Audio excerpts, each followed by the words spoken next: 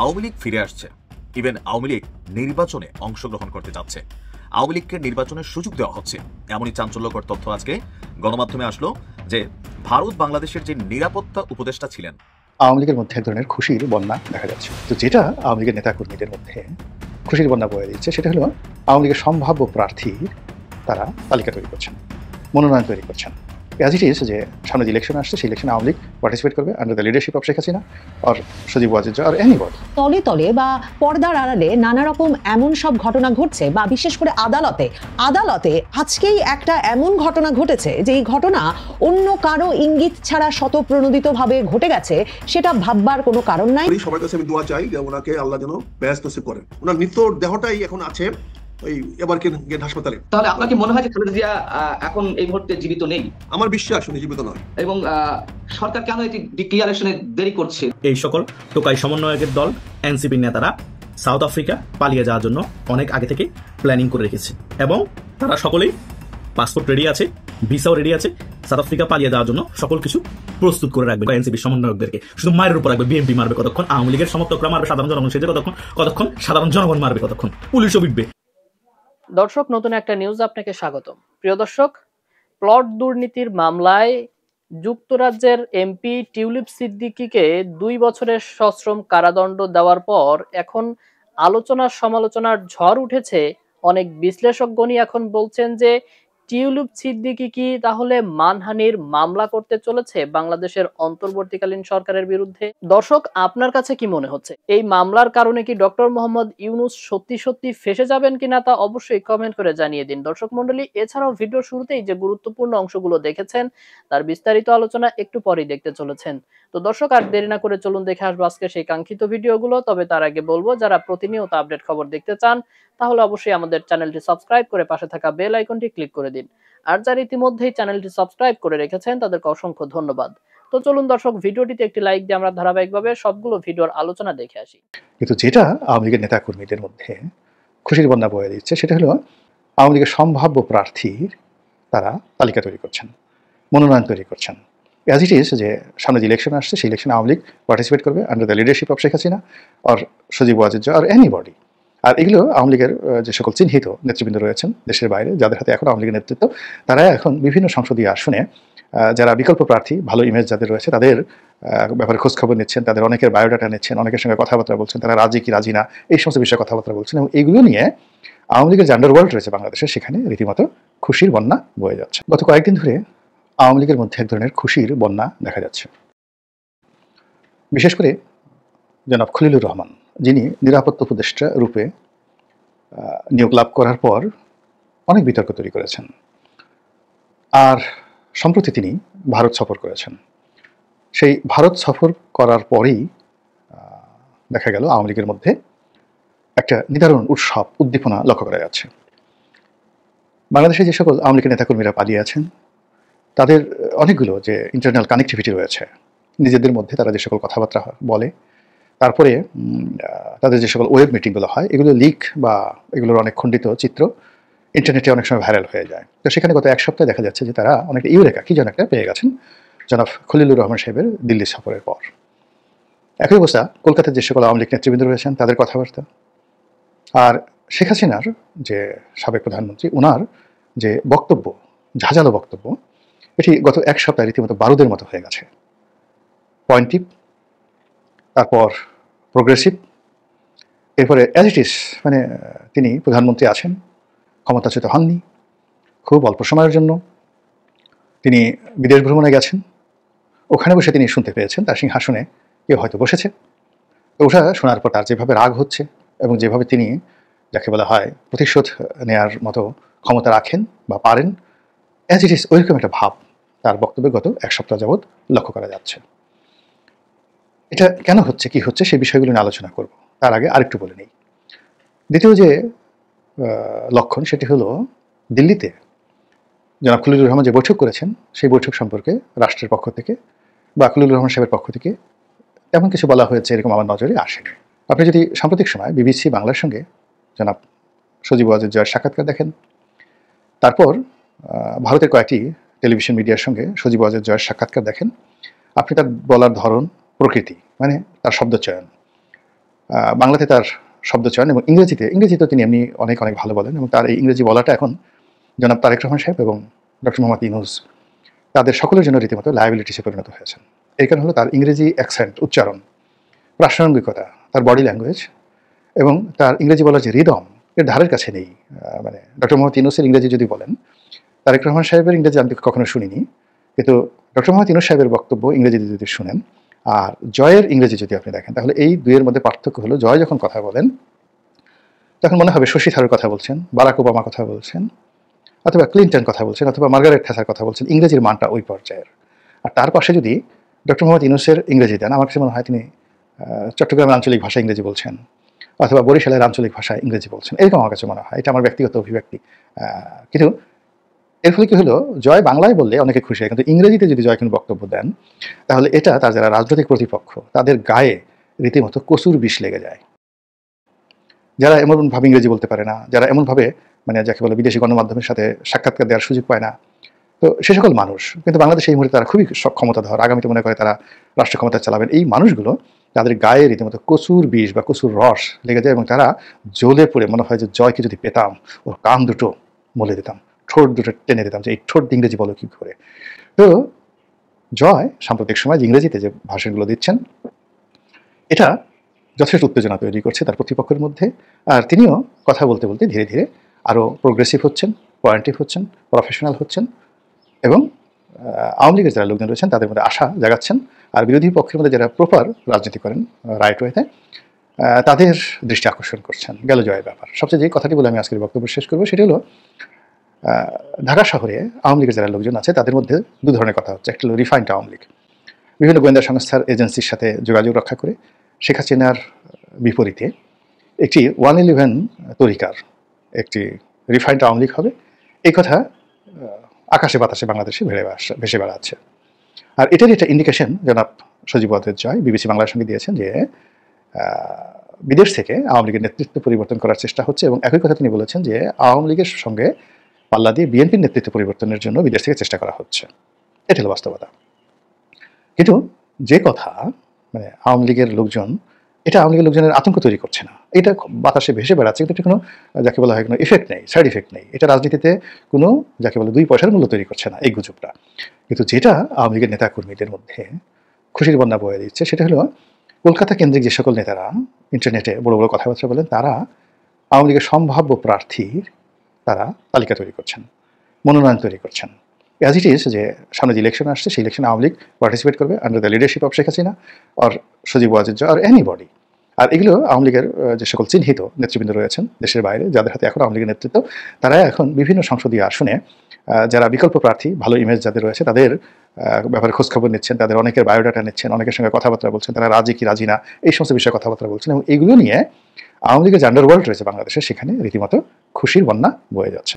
তো বোঝার চেষ্টা করুন যে বাংলাদেশের এখন যে শ্বাসরুদ্ধকর একটি অবস্থা, সব কিছুর মধ্যে একটা থমথমে অবস্থা, সেই অবস্থার মধ্যে বেগম যে অসুস্থ, তারেক রহমান সাহেব আসতে পারছেন না, তখন আওয়ামী লীগের এই যে খুশির বন্যা এর মধ্যে আপনি কি ইঙ্গিত খুঁজে পান? তলে তলে বা পর্দার আড়ালে নানা রকম এমন সব ঘটনা ঘটছে বা বিশেষ করে আদালতে এমন সব প্রক্রিয়া চলমানাধীন আছে যে বলাই যেতে পারে, একরকম নিশ্চিতভাবেই ধারণা করা যেতে পারে নির্বাচন কমিশন যে বলছে যে তারা 7 থেকে 11 তারিখের মধ্যে তফসিল দিয়ে দেবে, সেটা প্রায় অসম্ভব হয়ে পড়ছে। আদালতে আজকেই একটা এমন ঘটনা ঘটেছে যে এই ঘটনা অন্য কারো ইঙ্গিত ছাড়া স্বতঃপ্রণোদিতভাবে ঘটে গেছে, সেটা ভাববার কোনো কারণ নাই, সন্দেহ করবার ব্যাপক অবকাশ আছে। ত্রয়োদশ জাতীয় নির্বাচন স্থগিত চেয়ে একটা রিট করা হয়েছে, অর্থাৎ ফেব্রুয়ারিতে যে নির্বাচন অনুষ্ঠিত হতে যাচ্ছে বলা হয়েছে এই রিট আবেদনে যে এই রুল নিষ্পত্তি না হওয়া পর্যন্ত যাতে কোনোভাবেই আগামী জাতীয় সংসদ নির্বাচনের কোনো কার্যক্রম বহাল না রাখা হয়, সকল কার্যক্রম স্থগিত করা হয়। এই নির্বাচন প্রক্রিয়ার ফেব্রুয়ারির নির্বাচন প্রক্রিয়ার উপর স্থগিতাদেশ চেয়ে হাইকোর্টে রিট করেছে বাংলাদেশের একটি নিবন্ধিত রাজনৈতিক দল। পত্রিকার পাতায় পড়ে যাচ্ছি, বাংলাদেশ কংগ্রেসের মহাসচিব অ্যাডভোকেট মোহাম্মদ ইয়ারুল ইসলাম। মানে সারা বাংলাদেশের মানুষের মনোযোগ, মানে সপ্তাহ হয়ে যাচ্ছে ক্রমাগতভাবে সংবাদ মাধ্যমের শিরোনামে একমাত্র বিষয়বস্তু খালেদা জিয়ার শারীরিক অবস্থা, খালেদা জিয়া নিজে কি এবং তার পুত্র তারেক রহমান দেশে ফিরবেন কি ফিরবেন না এসব বিষয়াদি। মানুষের মনোযোগ যখন সেদিকে নিবদ্ধ, এভার কেয়ার হাসপাতালে নিবদ্ধ, কি ঘটছে এই নিয়ে গুঞ্জনে যখন সংবাদ মাধ্যম এবং সামাজিক যোগাযোগ মাধ্যম ভরপুর, তখন আদালতে গিয়ে ফেব্রুয়ারির নির্বাচনের কার্যক্রম স্থগিত চেয়ে রিট করে বসেছেন বাংলাদেশ কংগ্রেস নামের এক দলের মহাসচিব অ্যাডভোকেট ইয়ারুল ইসলাম।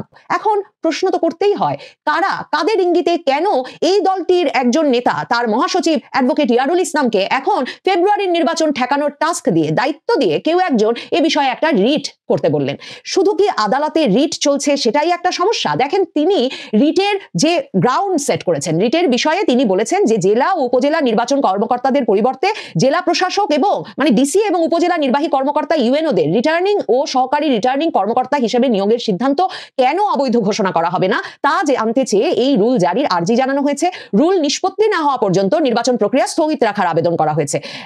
এখন এই যে ডিসি, ইউএনও যারাই নির্বাচনী দায়িত্ব পালন করেন এবং তাদের সকলকেই সন্দেহ করার সুযোগ আছে, নির্বাহী বিভাগ নির্বাচনের সাথে সংযুক্ত হয়ে যাওয়ার ফলেই নির্বাচন প্রশ্নবিদ্ধ হয়েছে, এই বিষয়টি তো এই সরকারের আমলে একরকমের প্রতিষ্ঠা পেয়েছে। প্রধান উপদেষ্টার নেতৃত্বে সরকারের শীর্ষ পর্যায় থেকে নির্বাচন কমিশনকে কিন্তু এই নির্দেশনা দেওয়া হয়েছে যে গত 3টা নির্বাচনে যারা যারা অংশ নিয়েছে, 2014, 18 এবং 2024-এর নির্বাচনে সরকারের যেসব কর্মকর্তাদের ন্যূনতম ভূমিকা ছিল তাদের কাউকেও যাতে এই 2026-এ যে নির্বাচন অনুষ্ঠিত হতে যাচ্ছে ফেব্রুয়ারি মাসে, তাতে কোনো রকম দায়িত্ব না দেওয়া হয়। তখনই কিন্তু প্রশাসনের কর্মকর্তারা, অবসরপ্রাপ্ত এবং বর্তমান কর্মকর্তারা বলেছিলেন যে রাজনৈতিক সরকার যেভাবে নির্দেশনা দেয়, যে সরকার যেভাবে নির্দেশনা দেয় সেই নির্দেশনা অনুযায়ী তো নির্বাহী বিভাগের কর্মকর্তারা দায়িত্ব পালন করেন, কাজে ঢালাও অভিযোগ করা ঠিক হচ্ছে কিনা। এমনকি অভিজ্ঞজনেরা, এমনকি নির্বাচন কমিশনের কর্মকর্তাদের তরফেও বলা হয়েছিল যে প্রায় 43,000 কেন্দ্রে লক্ষাধিক কর্মকর্তা কাজ করেন একটা নির্বাচন অনুষ্ঠানের জন্য, তাতে ওই 3 নির্বাচনে কোনো ভূমিকাই ছিল না এমন প্রত্যেক ব্যক্তিকেই শুধুমাত্র সংযুক্ত করা সম্ভব কিনা। এসব বিতর্ক উঠিয়ে এই যে নির্বাহী বিভাগের দায়িত্বে, আসলেই তো নির্বাচনটি যদি এবারও নির্বাহী বিভাগের অধীনে অনুষ্ঠিত হয়, রিটার্নিং কর্মকর্তা যদি সেই ডিসি, এসপি থাকেন, তাহলে কি করে নির্বাচনটা ভালো হবে? সেই ডিসি, ইউএনওই থাকেন, সেই প্রশ্নটাই কিন্তু তুলেছেন এই অ্যাডভোকেট ইয়ারুল ইসলাম। এবং এর পরিপ্রেক্ষিতে দেখেন, নভেম্বর মাসেও, আগস্টের পর থেকে বহুবার ডিসি বদলির ঘটনা ঘটেছে, এই নভেম্বরেও 50টি জেলার ডিসি পরিবর্তনের ঘটনা ঘটেছে।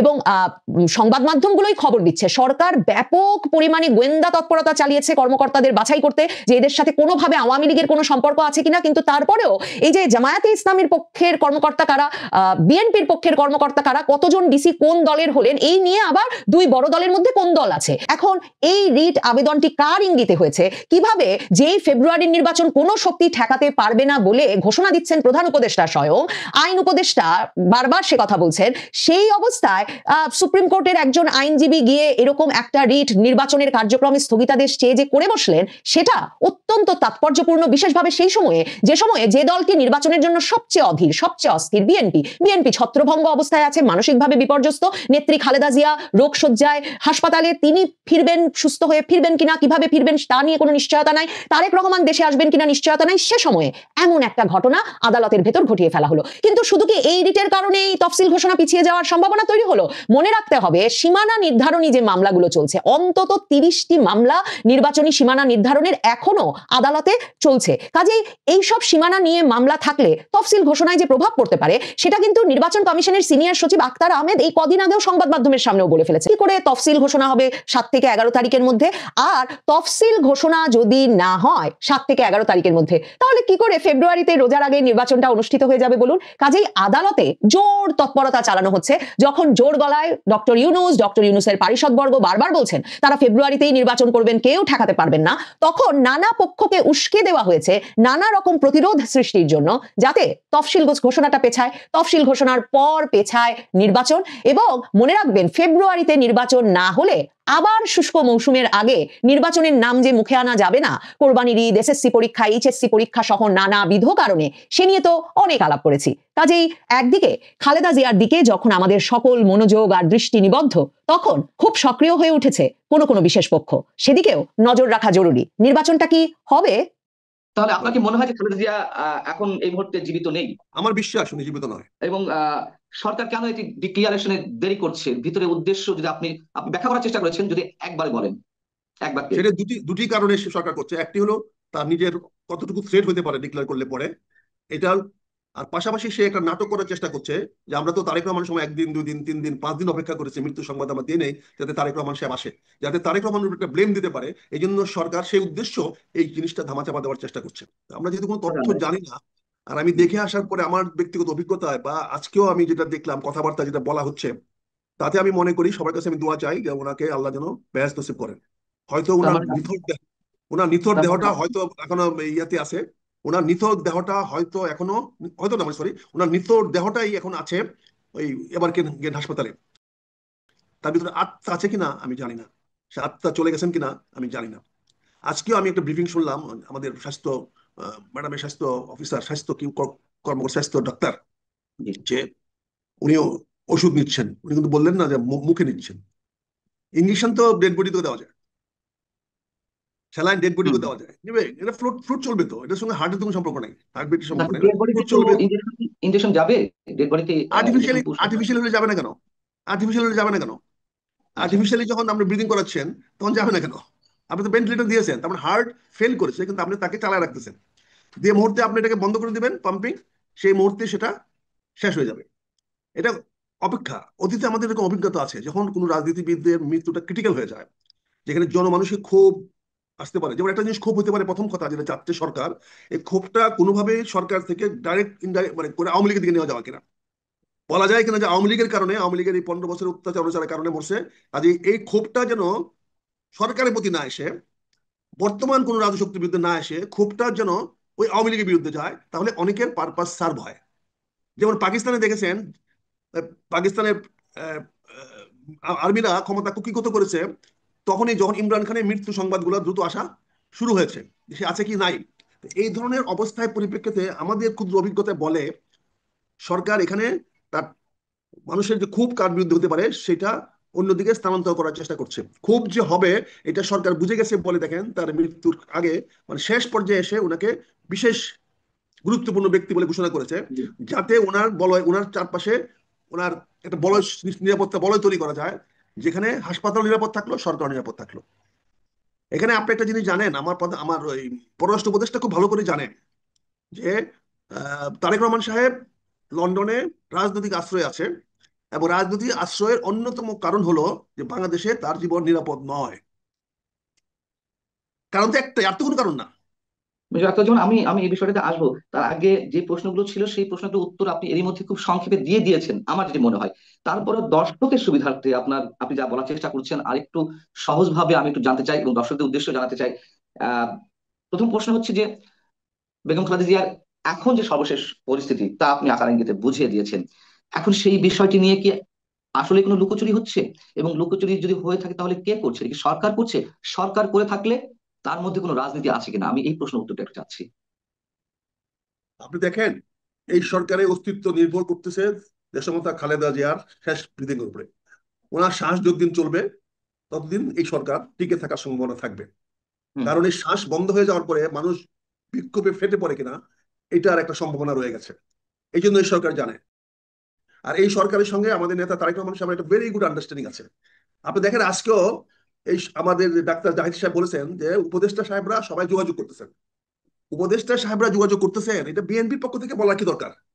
ম্যাডামের পক্ষ থেকে বলার কি দরকার? তাহলে ওনাদের জন্য সাফাই গাচ্ছেন। অর্থাৎ আমি যে কথাটা বলছি, আক্রোশটা যাতে সরকারের দিকে না যায়, কারণ আক্রোশ তো মানুষ তৈরি হয়ে গেছে। কারণ তিনি প্রথম দিন কেন প্রধান উপদেষ্টা আসলেন না, কেন প্রথম দিন তার মেডিকেল উপদেষ্টা ডাক্তার উপদেষ্টা আসলেন না? মানুষের ক্রোধ কিন্তু তৈরি হয়ে গেছে যে অবহেলা করে অবজ্ঞা করে দেশমাতা খালেদা জিয়াকে আজকে এই জায়গায় নিয়ে আসছে। আজকে দেখা যেখানে বলা হচ্ছে ওনাকে এখন যে কোনো সময় বিদেশে নেওয়া যাবে, তাহলে এই সিদ্ধান্তটা কেন 7 দিন 10 দিন আগে নেওয়া হলো না? 23 তারিখ, আজকে 3 তারিখ, প্রায় 11 দিন, কেন নেওয়া হলো না? আর এখন যদি নিতে পারে, তাহলে অপেক্ষা কার কারণের জন্য? ওনাকে যান বাঁচানোর জন্য, না এখন তারেক রহমান সাহেবের সিদ্ধান্ত অনুযায়ী? এখন তারেক রহমান সাহেবের সিদ্ধান্ত আমরা গেলাম না, কিন্তু কথা হচ্ছে যে তোমরা নিজেদের অবস্থাকে রক্ষা করার জন্য, মানুষের রোষ থেকে, মানুষের ক্রোধ থেকে বাঁচার জন্য। আপনি দেখেন ওনাকে দেখার জন্য আমার 3 বাহিনী প্রধান চলে গেলেন। তাতে কি মেসেজটা আমরা পেলাম? জনগণ কি মেসেজ পেল? যে সিচুয়েশন আন্ডার কন্ট্রোল। 3 বাহিনী প্রধান পর্যন্ত এখন পর্যন্ত দেশমাতা খালেদা জিয়া আনুগত্য দেখাচ্ছে, তারপরে ওনার সঙ্গে ওনাদের কোনো এনিমিটি নাই। দেশমাতা খালেদা জিয়ার সঙ্গে সশস্ত্র বাহিনীর কোন রকম বৈরী সম্পর্ক নাই। এটি তো প্রমাণ হলো। এই যারা প্রমাণ তো যারা আগেও হয়েছে, এই আগে প্রমাণ তো হইলেও আগেও কিন্তু, হয়েছে। আগেও হইলেও কিন্তু উনি তো একটা অভিযোগ আসছে যে 21 তারিখের প্রোগ্রামে উনি যাওয়ার কারণে ঠান্ডাটা ওনার প্রকট হয়েছে এবং ওনার হার্টের উপরে এটা প্রচন্ড চাপ সৃষ্টি করেছে। এটা অনেকে বলা বলি করছেন 21 তারিখে, ফলে সশস্ত্র বাহিনী একটা ব্যাক ফুটিং চলে গেছিল। এখন যখনই ওনাকে বিশেষ বিবিআইবি ঘোষণা করা হয়েছে, বিবিআইবি ঘোষণা করার সঙ্গে সঙ্গে সশস্ত্র বাহিনী দায়িত্বশীলভাবে তাদের যাওয়া দরকার হয়ে গেছে, কারণ তখন এটা অফিসিয়াল হয়ে গেছে। Any VVIP of the country কে যে কোনো লোক অ্যাপ্রোচ করতে পারে। এতদিন she was a political leader. ঘোষণা না করলেও তো তিন বাহিনী প্রধানেরা জি না পান্না ভাই, যেতে পারতেন না। আচ্ছা, আচ্ছা। এটা ঘোষণা করার আগে পর্যন্ত ছিলেন উনি বিএনপি নেতা। হ্যাঁ, বিএনপি নেতার বাড়িতে স্বাস্থ্য দেখার জন্য গেলে এটা অর্থ অন্যরকম হতো। কিন্তু আমরা তো জানি যে এর আগে সেনাপ্রধান গিয়েছেন, লাস্ট যদি গিয়েছেন দাওয়াত দিতে, গিয়েছেন বলতে কন্ট্রোভার্সি হয়েছে, কন্ট্রোভার্সি এটা হলে হলো অতটা বেশি ব্লেম সেনাপ্রধানের গায়ে সম্ভবত পড়েনি, তাই না? না, উনি যখন ধোয়া তুলসী পাতা, আপনারা তো ওনাকে একটা ভালো মানুষ বানানোর চেষ্টা করতেছেন। উনি ভালো আমি মানুষ, এটাই উনি তারপর দেশটাকে হিসেবে বলছি। শান্তিতে রাখতেছেন, উনি দেশ শান্তি রাখতেছেন। আমি ধন্যবাদ জানাই, উনি সশস্ত্র বাহিনীকে অত্যন্ত শৃঙ্খলার মধ্যে রাখছেন এবং পলিটিক্যাল গেমে উনি আসতেছেন না, উনি পলিটিক্যাল গেমের বাইরে যাচ্ছেন। কিন্তু কালকে আমি কেন বলছি যে এটা সশস্ত্র বাহিনীকে বাধ্য করেছে প্রধান উপদেষ্টা মহোদয়, যে এখন আপনারা যান, আমি তো বিবিআই ঘোষণা করে দিচ্ছি, অর্থাৎ এই সরকারে উনি একজন বন্ধু মানুষ, এই সরকারের একটা অংশ করে নিলেন ওনাকে। বিবিআইপি ডিক্লারেশন মানেটা কি? সে একটা গভর্নমেন্টের সরকারের বিশিষ্ট ব্যক্তি, রাষ্ট্রের বিশিষ্ট ব্যক্তি, কাজে সে আমি এই বিশিষ্ট জন্য বলতে ব্যক্তিকে দেখার চাই, জন্য যে কেউ যেতে পারে। প্রিয় দর্শক, আমি আশা করছি সবগুলো ভিডিওই আপনি মনোযোগ সহকারে দেখেছেন। সেই সাথে দর্শক, এই ভিডিওগুলো সম্পর্কিত যদি কোনো তথ্য বা মতামত থাকে তাহলে তো অবশ্যই কমেন্ট করে জানিয়ে দিন। এতক্ষণ সাথে থাকার জন্য ধন্যবাদ। নিউজটি শেষ করছে এখানেই, ফিরছে আগামী ভিডিওতে নতুন কোনো টপিক নিয়ে। আল্লাহ হাফেজ।